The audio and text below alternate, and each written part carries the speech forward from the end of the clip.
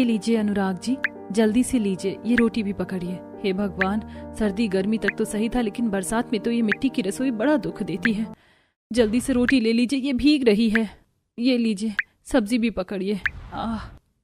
संजना के हाथों से सब्जी का भगोना छूट गया क्योंकि सब्जी बहुत ही ज्यादा गर्म थी। भगोना गिरते ही सारी सब्जी मिट्टी की रसोई की जमीन पर फैल गई और उसमें मिट्टी का पानी मिल गया। ये क्या हो गया? अब हम लोग क्या खाएंगे? इसे कहते हैं ना सोने पे सुहागा। क्या हुआ संजना बहन, सारा खाना मिट्टी में मिल गया? वैसे समझ नहीं आता कि तुम्हारी इस गरीबी की हालत को देखकर हंसूं या तुम्हारी हालत पर तरस खाऊं। वैसे कोई नहीं, रोटी तो बची गई होगी, वही परिवार को खिला देना। अक्षिता जी, जितना दिमाग मेरे घर में लगाया हुआ है ना तुमने, अगर उतना ही अपने घर में लगा लोगी तो ज्यादा अच्छा लगेगा। मेरे घर में दिमाग लगाने जैसा कुछ भी नहीं है, समझ में आया बहना? और हाँ, एक बात और, मेरी रसोई तुम्हारी तरह मिट्टी की नहीं है। तुम्हारे तो घर का ना जाने क्या ही हिसाब है। तुम परिवार कम और कॉमेडी करने वाले ज्यादा रखते हो। अब खड़ी खड़ी मेरा मुंह मत ताको, सारी भीगी पड़ी हो, अपनी हालत सुधारो। अक्षिता ऐसे बोलते हुए अंदर चली गई। संजना, अनुराग, भावना और सुकेत में से कोई कुछ भी अक्षिता से नहीं बोला। संजना बहू, इस पागल की बात पर तू ध्यान ना देना। इस जैसे अमीर लोगों से हम जैसे गरीबों का बस मजाक ही बनाना आता है। कोई बात नहीं बाबा, एक दिन देखना भगवान मुझे मेरे इस सब्र का फल जरूर देंगे। संजना की बात को सुनकर सभी सब्र कर लेते हैं। यह है संजना का घर। संजना एक गरीब परिवार की बहू थी, जिसके घर में सबसे ज्यादा दिक्कत महसूस होने वाली जगह संजना की रसोई थी। संजना की रसोई मिट्टी की थी, जहां सर्दी और गर्मी में तो काम करना फिर भी आसान था, लेकिन बरसात के मौसम में उस रसोई में बहुत दिक्कतें होती थी। आज भी अचानक से बारिश आ जाने से संजना का बनाया हुआ सारा खाना बेकार हो गया था। माँ, खाना दो ना, बहुत ज्यादा भूख लग रही है। बेटा, कहाँ से खाना दूं? मेरी तो सारी सब्जी बनी बनाई भी मिट्टी में मिल गई। अब तो जो गीली हुई रोटी है उसी को खाना पड़ेगा। कोई बात नहीं बहू, जो मिले उसमें खुश हो जाना चाहिए, शिकवा नहीं करना चाहिए, क्योंकि बहुत से लोग तो सूखी रोटी को भी तरसते हैं। चलो, सभी की बातों को भाड़ में डालो, हम तो खाना खाएंगे। सही कहा माँ जी आपने। वैसे माँ जी ये बोल रही थी कि कई दिनों से आजकल बारिश हो रही है, जिसकी वजह से काफी मिट्टी बह गई है। रसोई में जगह जगह गड्ढे हो गए, तो अब रसोई को लीपने का वक्त आ गया है। ठीक है बहू, कल ही दोनों मिलकर लीप लेंगे। अनुराग और तेरे ससुर जी मिट्टी ले आएंगे। ऐसे ही बातें करते हुए पूरा परिवार सूखी रोटियां निगलने लगा। सूरज के साथ साथ जैसे ही अगला दिन चढ़ा, भावना और संजना ने अपनी रसोई को लीपना शुरू किया। माँ, दादी माँ, आप क्या कर रही हो? मैं भी आकर आपकी मदद करवाऊँ क्या? नहीं नहीं बेटा, तुम नहीं, यहाँ मिट्टी गीली है। माँ जी, हम रसोई की मिट्टी को लीप तो रहे हैं, लेकिन अभी खाना भी तो बनाना है। अगर खाना बनाने के वक्त बारिश आ गई तो हम क्या करेंगे? पहले एक काम तो पूरा हो जाए और देखना बारिश नहीं आएगी। तू चिंता ना कर, आज का मौसम तो साफ ही लग रहा है। दोनों सास बहू ऐसे ही बातें करते हुए अपने कामों को निपटाने लगी। कुछ ही देर में उन्होंने अपनी मिट्टी की रसोई को लीप दिया, जिसके सूखने के बाद संजना खाना बनाने को आई। लेकिन साथ साथ घटाएं भी आ गई थी, जिसकी वजह से संजना जल्दी जल्दी खाना बनाने लगी। भावना भी उसकी मदद कर रही थी कि तभी बाहर से एक पड़ोसन उनके घर आई। हे भगवान, रोटी बनी नहीं रही है या किसी की मार लग रही है। बाहर ऐसे आवाजें आ रही है कि बस पूछो नहीं। नमस्ते। नमस्ते। वो बारिश आने वाली है ना, बस इसी वजह से जल्दी जल्दी रोटी बना रही हो, तो शायद बाहर शोर हो रहा होगा। अच्छा, वैसे मोहल्ले में बस तुम्हारी रसोई है जो मिट्टी की है। मैं तो सोचती हूँ कि मिट्टी मिट्टी में तुम्हारा खाना बनता है, ये क्या ही साफ होता होगा। तुम्हारे तो खाने और कचरे के बीच में कोई अंतर ही नहीं है। तुम हमें यहाँ ताना मारने आई हो? अरे नहीं, हम तो यहाँ पे प्रतियोगिता के पेपर्स बांटने को आए थे। अगले हफ्ते मोहल्ले में खाना बनाने का कंपटीशन होने वाला है, हिस्सा लेना हो तो ये फॉर्म भर देना। बरसात से रिलेटेड पकवान बनाने, अगर मोहल्ले की इज्जत रख सको तो ही आना। चलते हैं। दोनों औरतें संजना को पर्चा पकड़ा कर चली गईं। माँ जी, लिखा है जीतने वाले को 50,000 का इनाम और एक गैस चूल्हे का कनेक्शन मिलेगा। माँ जी, क्यों ना मैं भी इसमें हिस्सा ले लूं। अगर हम जीत गए तो हम अपनी रसोई को पक्का करवाएंगे। अगर तेरा मन है बहू और तुझे खुद पर भरोसा भी है तो तू हिस्सा ले सकती, मैं नहीं रोकूंगी। तो तय रहा, मैं इसमें हिस्सा लूंगी। संजना ने भी कॉन्टेस्ट में हिस्सा लेने को फॉर्म भर दिए। बस फिर क्या था, संजना ने पकवान बनाने के लिए अपनी चांदी की पायल बेच दी और उन पैसों से वो कॉन्टेस्ट में पहनने की साड़ी और पकवान बनाने का सामान लेकर आई। देखते ही देखते एक हफ्ता गुजर गया और वो दिन भी आ गया जब कॉन्टेस्ट होने वाला था। मोहल्ले की सभी औरतें अपनी अपनी पक्की रसोइयों में पकवान बना रही थी, तो वहीं गरीब बहू भी अपनी मिट्टी की रसोई में पकवान बनाने में लगी पड़ी थी। हे भगवान, जल्दी जल्दी से बस मेरे पकौड़े बन जाए, मौसम बिगड़ने वाला है। जल्दी से सीख जाए तो मैं बनाकर बेफिक्र हो जाऊंगी। बस भगवान जी बारिश ना करना, नहीं तो मेरी सारी मेहनत पानी में मिल जाएगी। संजना बेचारी भगवान से प्रार्थना कर रही थी कि बारिश ना हो, तो वहीं दूसरी तरफ वाह, क्या मौसम हो रहा है। काश की बारिश हो जाए तो कॉन्टेस्ट में इन बरसाती पकवानों का मजा ही आ जाएगा। एक तरफ बारिश के आने की दुआएं थीं तो दूसरी तरफ बारिश ना आने की फरियादें हो रही थीं। लेकिन कहते हैं ना कि गरीबों पर मुसीबत ज्यादा आती है। बस वैसा ही कुछ संजना के साथ भी हुआ। संजना खाना बना ही रही थी कि जोरों से हवाएं चलने लगी और बारिश शुरू हो गई, जिसकी वजह से संजना के बनाए हुए पकौड़े भीग गए और घुले हुए बेसन में भी धूल मिट्टी घुस गई, जिसकी वजह से संजना बेचारी उदास हो गई। ऐसा हमेशा मेरे साथ ही क्यों होता है? मैंने कितनी मेहनत से इस कंपटीशन के लिए खाना बनाया था, लेकिन सब कुछ मिट्टी में मिल गया। अब मैं क्या करूं? जो बनाया है बहू वही कॉन्टेस्ट में ले जा। नहीं माँ, रहने दो, हम गरीब कुछ कर पाए ऐसा नहीं हो सकता। मोहल्ले की इज्जत का सवाल है। मैं उन लोगों को किरकिरी और भीगी हुई पकौड़ी नहीं खिला सकती हूँ माँ जी।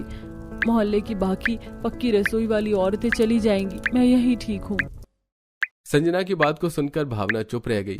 संजना के मोहल्ले की सारी औरतें कॉन्टेस्ट की जगह पर चली गईं, जिसके बाद वहां जाने पर पता चला कि कॉन्टेस्ट कैंसिल हो चुका है।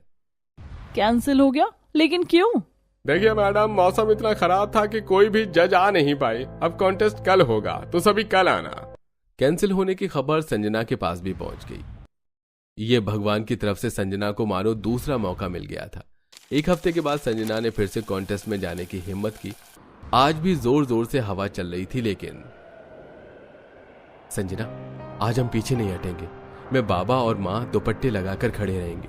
तुम जाओ और खाना बनाओ, देखना आज जीत हमारी होगी।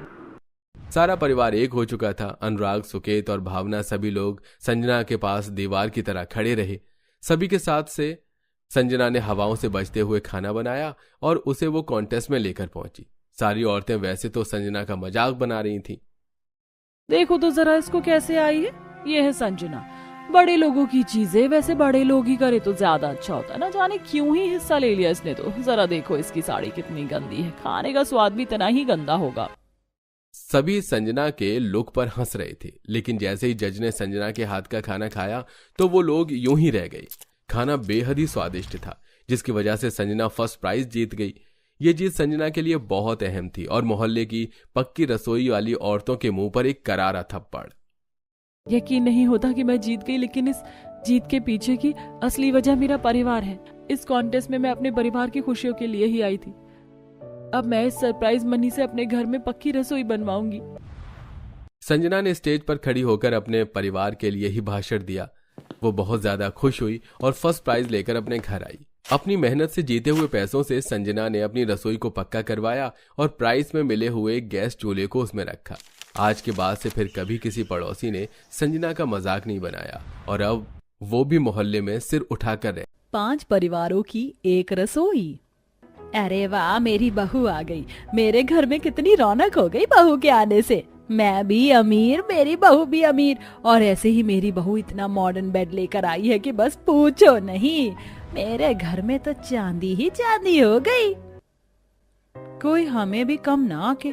मेरी बहू भी नया और महंगा एसी लेकर आई है और मैंने तो अपनी बहू की शादी इतने धूमधाम से की है कि आज भी सारा शहर बस इसी की बातें कर रहा है। लोग बाग क्या जरा जरा सी चीजों को जता जता कर खुश हो रहे हैं। यहाँ मेरी बहू सभी के लिए भर भर कर सोना लाई है, लेकिन मैंने तो किसी को नहीं जताया। लोग बाग भी आजकल बड़े ही नकलची है। मेरे बेटे के साथ साथ ही अपने बेटों की भी शादी रख ली। खैर, सबसे ज्यादा तो अच्छी मेरी ही बहू है। इतना बड़ा फ्रिज लाई है, लेकिन मैं बाकियों की तरह गज्जर नहीं खाती हूँ। वैसे आसपास के सारे ही घरों में बहुएं आई हैं, लेकिन एक घर तो देखो। इस एक घर में तो ना ऐसा लगा कि जैसे शादी हुई हो, ना ही ऐसा लग रहा है कि बहू का स्वागत हो रहा है। सब कुछ फीका फीका। जानती थी कि बात चाहे किसी की भी हो, आनी तो मेरे ही ऊपर है। बहू, मैं इन चारों की तरह पैसे से इतनी मजबूत नहीं हूँ जो तेरा स्वागत बड़े धूमधाम से कर पाती।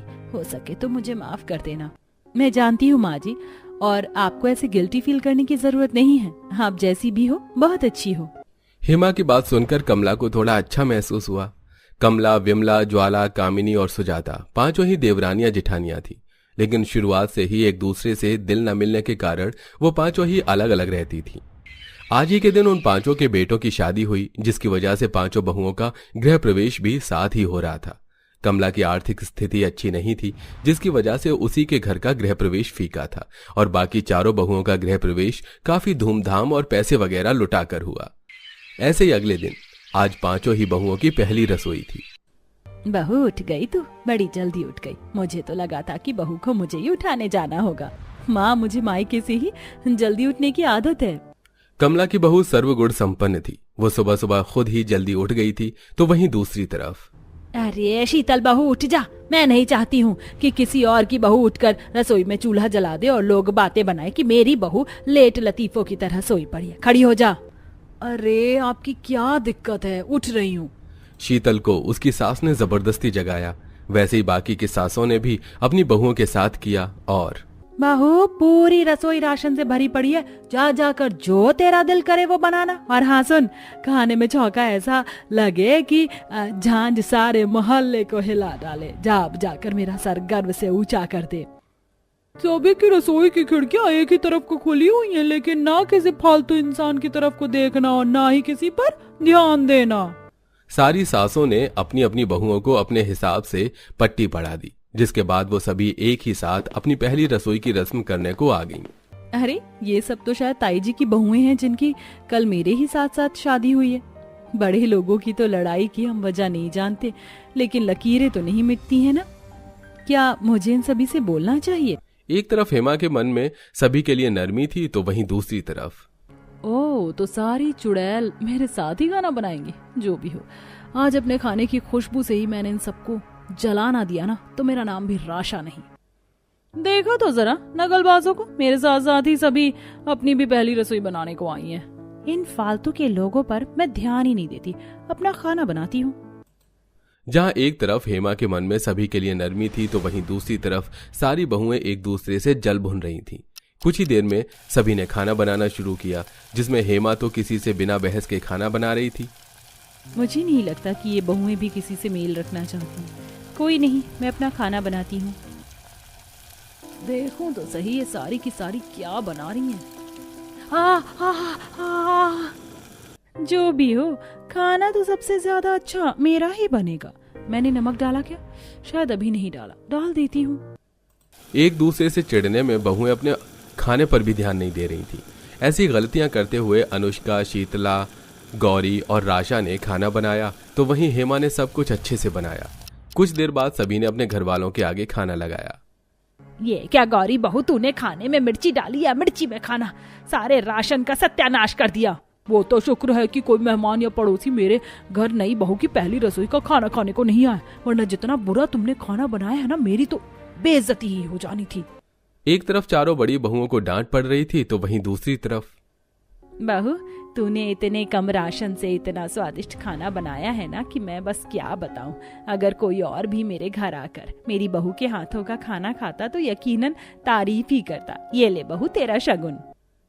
सिर्फ हेमा ने ही काबिले तारीफ पहली रसोई बनाई थी, इसलिए बस उसे ही शगुन मिला। ऐसे ही अब एक हफ्ता गुजर चुका था और आज के दिन पांचों बहुएं सब्जी लेने बाजार आई हुई थी कि तभी पांचों ही एक दूसरे से टकरा गईं। दिखता नहीं है। ओहो, तो आप लोग हो बिना मेल वाले रिश्तेदार। हम जानते तो नहीं है कि दोनों परिवारों के बीच की दीवार की वजह क्या है, लेकिन कोई तो कमी आपने की ही होगी। ऐसे नहीं बोलना चाहिए। भले ही हम मेल नहीं रखते, लेकिन छोटी मोटी लड़ाइयों से हाथों की लकीरें तो नहीं मिटाई जा सकती है ना। वैसे लगता है कि हम सभी सब्जी ही खरीदने निकले थे। हेमा के बोलने से सभी ने एक दूसरे के बैग्स में झांका। हेमा के बैग को छोड़कर बाकी चारों बहुओं के बैग्स में महंगी सब्जियां थी। लगता है कि किसी की रसोई में सस्ते आलू बन रहे हैं। वैसे सही ही बोलते हैं कि सभी को अपनी हैसियत के हिसाब से ही मिलता है। खैर मैं तो जा रही हूँ, मुझे घर जाकर अपने मशरूम्स भी बनाने हैं। अनुष्का ऐसे बोलकर चली गई। अनुष्का के बाद बाकी की चारों बहुएं भी अपने अपने घर आ गईं और घर आकर उन्होंने रसोई बनाई। हेमा की रसोई में यूं तो बस आलू बन रहे थे, लेकिन उसके ही रसोई से खाने की महक उठ रही थी। कुछ देर में सभी बहुओं ने खाना लगा दिया, जिसके बाद बहू ये क्या बनाया है? खुशबू तो आलूओं की आ रही थी, लेकिन ये क्या बनाकर रख दिया? सारी महंगी सब्जियों का भी नाश मारना तो कोई तुझसे सीखे। माँ जी, वो आलू वहाँ गरीब घर में बने हैं, और अगर इतना ही मेरा खाना आपको नाश पीटा हुआ लगता है तो मुझसे बनवाती क्यों हूँ? हाथ से मेरी रसोई अलग। राशा की तरह बाकी बहुओं ने भी खाना बनाने से इनकार कर दिया। बस हेमा ही थी जो हर वक्त अपने परिवार के साथ थी। ऐसे ही सिलसिला जारी था। अब चारों बड़ी सास अपनी और परिवार के लिए खाना अलग से बनाती हैं और बहुएं अपने लिए अलग से बनाया करती थी। हेमा रोजाना उन्हें रसोई में काम करते देखती तो उसे अच्छा नहीं लगता था। ऐसे ही आज के दिन हेमा के सामने सुजाता खाना बना रही थी कि तभी सुजाता के हाथ पर तेल की छींटें आ गई। मेरा हाथ। अरे आप ठीक तो है ना? रुकिए मैं आती हूँ। हेमा खुद को रोक नहीं पाई और वो सुजाता की मदद करने को भागी चली गई। कुछ ही देर में वो उसकी रसोई में पहुंची, जहां उसने सुजाता का हाथ धुलाया और ज्यादा अच्छी मत बन, तू मेरी दुश्मन की बहू है। दुश्मन की नहीं, आपकी देवरानी की बहू हूँ। लड़ाई झगड़े किस परिवार में नहीं होते हैं, लेकिन इस तरह खून के रिश्तों को खत्म तो नहीं किया जाता है ना। अब आप चिंता ना कीजिए, मैं आपकी भी बहू हूँ और आज ही से आपका भी खाना मेरी ही रसोई में बनेगा। हेमा का साफ दिल देखकर सुजाता उसे मना नहीं कर पाई। अपनी इस अदा से हेमा ने सुजाता का दिल जीत लिया था। आज के दिन हेमा ने सुजाता की रसोई में 2 परिवारों का खाना बनाया। सुजाता की रसोई में हेमा को काम करते देख ज्वाला, विमला और कामिनी चौंक गईं और कामिनी वहां आई। अरे तू तो कमला की बहू है, तू यहाँ क्या कर रही है? ये बेशक कमला की बहू है, लेकिन आज इसने मेरी आंखें खोल दी। कामिनी, खत्म करो ये नफरत की दीवार, हम सभी एक ही परिवार हैं। बहू तू यहाँ? कमला तेरी बहू ने तो सारे परिवार को ही बांध दिया, और एक तरफ हमारी बहुएं हैं जो हमसे ही अलग हो गई। सभी कमला से हेमा की तारीफें करने लगे, जिससे कमला को बड़ा अच्छा महसूस हुआ। अभी सब साथ ही थे कि चारों बड़ी सास की बहुएं भी वहां आ गईं और आपका खाना बन गया हो तो मैं बना लूं क्या? नहीं बहू, आज 5 घर की रसोई साथ में बनेगी। मतलब? तो आप एक हो गए हो, लेकिन हम नहीं। हम तो अपना खाना अलग ही बनाएंगे, क्योंकि हमारा खाना किसी को पसंद नहीं आएगा।